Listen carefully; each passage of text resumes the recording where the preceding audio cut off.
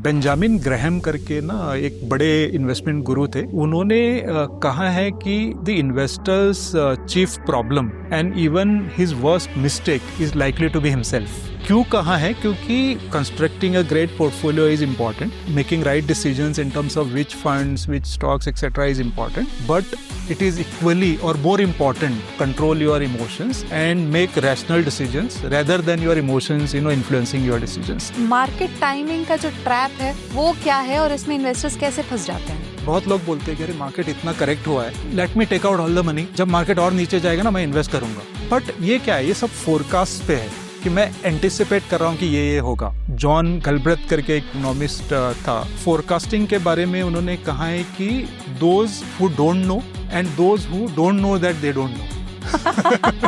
Right, तो हम सोचते हैं कि हमें पता है बट एक्चुअली पता नहीं है। तो इस चक्कर में हम काफी बार गलत प्रोजेक्शंस फोरकास्ट करते हैं, उसके बेसिस पे इन्वेस्ट करते हैं। और एक इंटरेस्टिंग चीज वॉरेन बफे साहब ने कही है, be fearful when others are greedy and be greedy when others are fearful. But others का मतलब क्या है? मेजॉरिटी है, जनता वो करती है, इसलिए आपको कुछ अलग करना है। Hello and a very warm welcome to our special series Building Bharat's Wealth Mindfully। और इस सीरीज का ये 5वां एपिसोड है जहां हम बात कर रहे हैं बिहेवियरल बायसेस की। क्योंकि देखिए, इन्वेस्टिंग जो है सिर्फ नंबर्स और चार्ट्स का गेम नहीं है, इमोशंस का भी गेम है।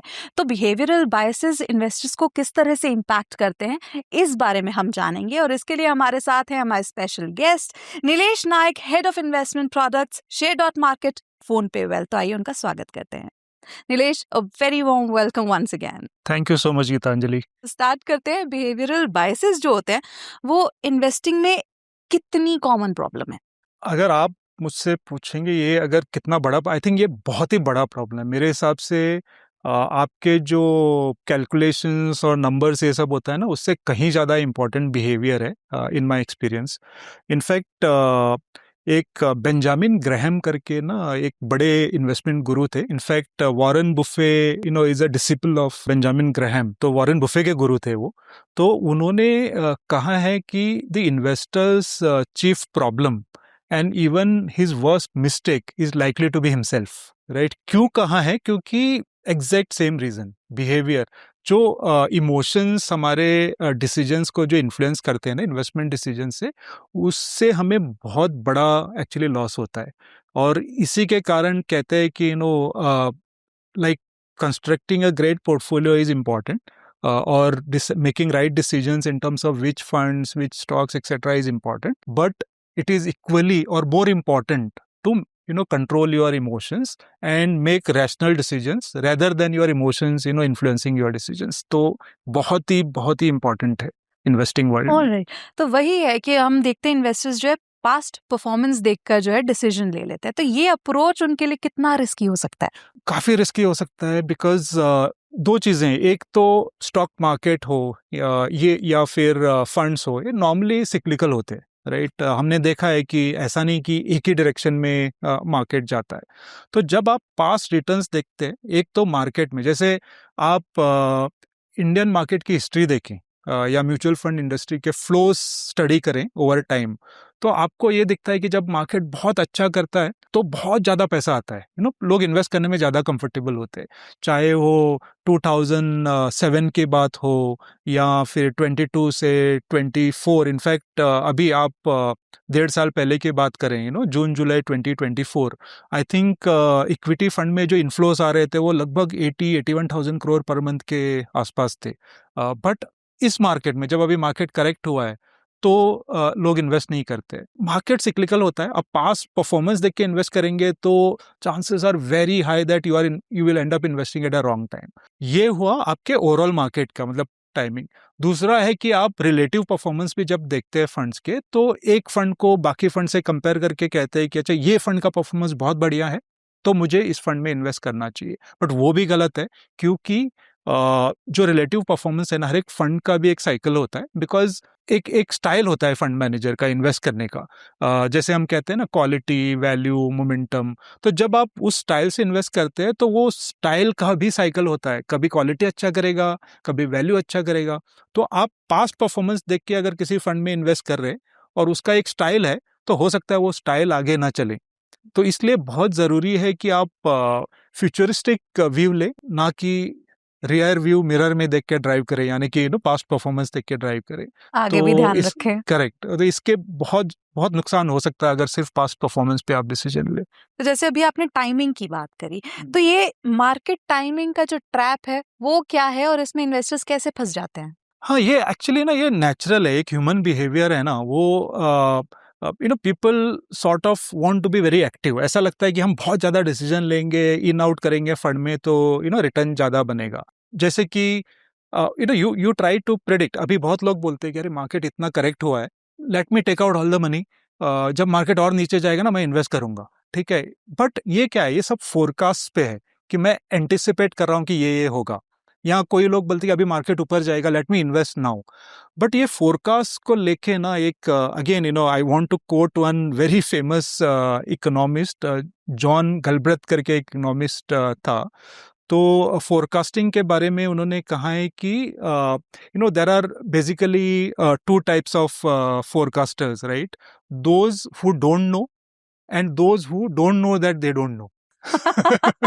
राइट, तो हम सोचते हैं कि हमें पता है, बट एक्चुअली पता नहीं है। तो इस चक्कर में हम काफी बार गलत प्रोजेक्शंस फोरकास्ट करते हैं, उसके बेसिस पे इन्वेस्ट करते हैं। राइट, तो ये एक बहुत बड़ा प्रॉब्लम है इन्वेस्टिंग में कि आप गलत टाइम पे इन्वेस्ट करते हैं। जैसे मैंने अभी एक एग्जांपल दिया था, जब मार्केट ऊपर रहता है तो सब लोग भर भर के इन्वेस्ट करते हैं, जब मार्केट नीचे होता है सब दूर भागते हैं। राइट, तो ये पूरा टाइमिंग का खेल है। जब आप टाइमिंग करने की कोशिश करते हैं तो chances are high that you will go wrong. Right, in fact और एक इंटरेस्टिंग चीज वॉरेन बफे साहब ने कही है। He says be fearful when others are greedy and be greedy when others are fearful. But others का मतलब क्या है? मेजॉरिटी है, जनता वो करती है, इसलिए आपको कुछ अलग करना है। राइट, तो जब आप टाइमिंग करते हैं ना तो invariably you end up repeating those mistakes. तो ये बड़ा प्रॉब्लम है, आई थिंक अवॉइड करना चाहिए। हमने पहले भी बात की थी मार्केट वॉलेटिलिटी के टाइम पर। यस, उस टाइम पर अगर एसआईपी स्टॉप कर देते हैं तो उससे क्या क्या डिसएडवांटेजेस होते हैं? डिसएडवांटेजेस बहुत ज़्यादा है। Actually if you look at the genesis of SIP product, right, India में पिछले 20-25 साल से सिप चल रहा है, पिछले 10 साल से ज़्यादा पॉपुलर हुआ है। But if you go back and see the genesis, right, in fact मेरा एक मैनेजर हुआ करता था, बॉस हुआ करता था पहले, he is known as the father of SIP in India. Right, तो उससे मेरी अभी भी दोस्ती है, बात करते रहता हूँ। जो रीज़न ये है कि ये जो टाइमिंग की आपने बात की ना, उसको ओवरकम कैसे करें। अगर आप इन्वेस्टर पे छोड़ दें कि अच्छा आप डिसाइड करें कि कब सही टाइम है इन्वेस्ट करने का, कब सही टाइम है विड्रॉ करने का, तो आप गलती करेंगे। राइट, ये हमने देखा है डेटा के थ्रू। तो how do you overcome that problem? Overcome आप एसआईपी के थ्रू कर सकते हैं, क्योंकि क्या होता है कि जब मार्केट नीचे जाता है तभी भी आप इन्वेस्ट कर रहे होते हैं। राइट, तो basically you are buying more units. But अगर आप उसी समय स्टॉप करेंगे आपके एसआईपी, तो actually it will backfire. Right, you have to actually invest more when the markets go down rather than stopping your SIPs. But ये behaviour हमने देखा है। अभी फरवरी के महीने में हमने देखा है कि जो टोटल 31,000 करोड़ का फ्लो इंडस्ट्री में आता था SIP के through, that drop to somewhere around 29,800 or 29,900. Even in the month of March, we are hearing people are panicking, stopping their SIP. तो बहुत गलत है। I think continuity is very, very important when it comes to SIPs.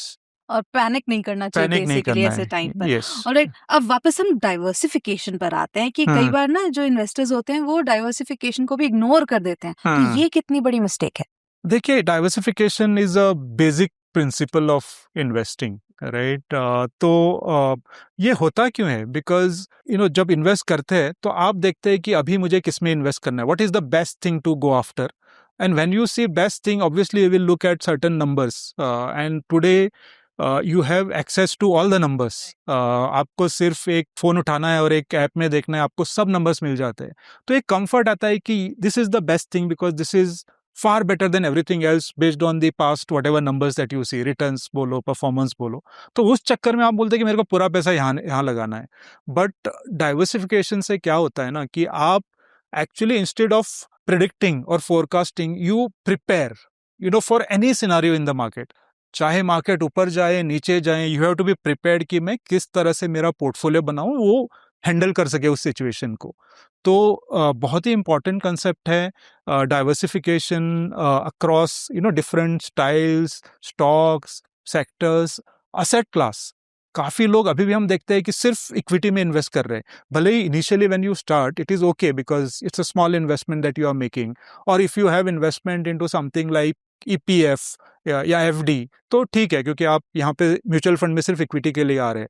But अगर आपका पूरा पैसा सिर्फ equity में है तो वो भी डेंजरस हो सकता है, इसलिए उसमें भी डाइवर्सिफाई करना ज़रूरी है, जिसको कि हम एसेट एलोकेशन बोलते हैं। तो इक्विटी में हो, थोड़ा बहुत फिक्स्ड इनकम में हो, गोल्ड में हो। हमने जैसे पिछले 2-3 महीने पहले देखा है और लास्ट 1 साल से जो गोल्ड का रैली है या सिल्वर का रिसेंट मंथ्स में रैली है, तो काफ़ी लोगों ने इक्विटी से रिडीम करके गोल्ड और सिल्वर में लगाना चालू कर दिया। आप अगर डाइवर्सिफिकेशन मेंटेन नहीं करेंगे पोर्टफोलियो में तो ये करना पड़ेगा आपको, क्योंकि जब रिसेंट रिटर्न्स देखते हैं then you end up making such mistakes. ये बिहेवियर तो आम है हमारे इंडियन हाउस होल्ड में, हम तो हमेशा से तैयारी करके रखते हैं किसी भी सिचुएशन के लिए। करेक्ट। तो ऐसे में फियर और ग्रीड की बात पे मैं आ जाती हूँ। ये जो इमोशंस हैं इन्वेस्टिंग डिसीजन को किस तरह से इन्फ्लुएंस करते हैं? आई थिंक बहुत बड़ा इन्फ्लुएंस होता है इमोशंस का, not just fear and greed but बहुत सारे इमोशंस है। पैनिक की हमने बात की, एक्साइटमेंट की बात की, देयर सो मेनी थिंग्स। तो जब आप किसी फंड में इन्वेस्ट करते हैं, राइट, मैंने देखा है कि लोग छोटे से अमाउंट से चालू करते हैं, उसके बाद दिखता है कि मेरा इन्वेस्टमेंट बढ़ गया है, I got 20% return, then greed starts kicking in, then you say कि अरे मेरे को इसमें लंप सम करना चाहिए, इसमें तो रिटर्न बहुत बढ़िया आ रहा है। But I think you need to understand that a short period performance doesn't tell you anything about what is going to happen in the future, right? Likewise, जो fear की भी हम बात करते हैं, जब मार्केट गिरता है, I have seen so many people, they say market गिरेगा तो मैं और इन्वेस्ट करूंगा, बट एक्चुअली जब गिरता है ना वो घबरा जाते हैं। तो और उसका रैशनल ये होता है कि यार this time it is different. I have seen Gitanjali at least 3-4 cycles. एक समय वो ग्लोबल फाइनेंशियल क्राइसिस का साइकिल था, अरे ऐसा कभी नहीं हुआ है पहले, we are in a very different situation. Then Covid, हम सोच रहे थे कि हम जिंदा रहेंगे भी या नहीं रहेंगे पता नहीं है, तो this is not same as global financial crisis और other events that have happened, तो we can not take decision now. तो ये हमेशा कुछ ना कुछ रीजन आपका रहेगा to not invest when there is a fear. I am not saying ये परफेक्ट टाइम है, बट हो सकता है अगले 1-2 साल is a good time to slowly invest into market. But कहीं सारे लोग दूर भाग रहे आज के दिन में because of that fear. Of that fear. तो अगर इन्वेस्टर जो है अपने बिहेवियर को किस तरह से कंट्रोल कर सकता है या चेक में रख सकता है, इस बारे में आप क्या कहेंगे? अच्छा गीतांजलि, इंडस्ट्री ने ये जो बिहेवियर इन्वेस्टर का है उसको देख के कई सारे टूल्स और कॉन्सेप्ट्स के बारे में बात की है, लॉन्च की है टूल्स एक्सेट्रा। SIP एक बढ़िया टूल है जहाँ पे आपको ये जो इमोशंस है वो गाइड नहीं करते। आप सिर्फ एक डिसीजन ले लीजिए कि मुझे मंथली इन्वेस्ट करना है, भूल जाइए मार्केट में कुछ भी हो। और I am happy to say that there are lot of investors who think like that. They actually, many of them don't even exactly know how market works, ups and downs etc. But उनको पता है कि लंबे समय के लिए invest करना है, so just invest and forget, right? Then your emotions, you don't have to take decision every time, right? तो ये बहुत बड़ी चीज़ है। Second, asset allocation की बात करते हैं, there are products like balance advantage funds, जहाँ पे जो asset allocation है वो प्रोडक्ट में ही इनबिल्ट होता है। तो आपने अगर उस प्रोडक्ट में इन्वेस्ट किया तो आपको बाय सेल करने की जरूरत नहीं है। जब मार्केट ऊपर जाता है तो fund manager by default will reduce equity exposure because valuation expensive होता है। आज के दिन में ये बैलेंस एडवांटेज फंड्स जो है वो इक्विटी एक्सपोजर बढ़ा रहे हैं धीरे धीरे, because now the valuations are cheaper. आप खुद करना चाहोगे तो बहुत मुश्किल होता है। तो इस टाइप के काफ़ी सारे टूल्स है इंडस्ट्री में which you can use to overcome that. तो आपके हिसाब से वो एक सिंपल रूल क्या है जो इन्वेस्टर्स को अपने बिहेवियर को चेक में रखने के लिए या फिर अपने बिहेवियरल मिस्टेक से बचने के लिए आप बताना चाहेंगे? देखिए, रूल तो नहीं कहूँगा, बट एक प्लानिंग जो होती है ना वो बहुत ज़रूरी है। और planning sounds like very complicated word, but अगर मैं बहुत सिंपल तरीके से बता दूं आपको ना, आप दिल्ली से बेंगलोर आई हो, राइट, तो आप प्लान करते हो कि किस तरह से मुझे पहुंचना है दूसरे सिटी में, चाहे वो कैब बुकिंग करनी हो, मेट्रो लेनी हो. I think we talked about how you reached airport. तो छोटे से छोटे चीज में हम काफी सारे प्लान करते हैं जो क्रिटिकल होती है. बट इन्वेस्टिंग में काफी लोग प्लान ही नहीं करते कि मुझे किसी ने बोला कि ये फंड अच्छा है तो मैंने इसमें इन्वेस्ट कर दिया, किसी ने बोला कोई और फंड नया आया है तो उसमें इन्वेस्ट किया. तो अगर प्लान नहीं है तो आप ऐसे रैंडम डिसीजन लेते रहते हो. So I think to have a very simple plan, as simple as saying कि मुझे इक्विटी में इतना परसेंटेज लगाना है, फिक्स्ड इनकम में इतना लगाना है, गोल्ड में इतना लगाना है. तो क्या होता है कि कभी भी ऐसा अनयूजुअल सिचुएशन आता है ना, चाहे वॉर हो, कोविड हो, कुछ भी हो, तो you can go back to that framework. ये मेरा प्लान है, I don't have to deviate from this, right? If you don't have that plan then you will take random decision.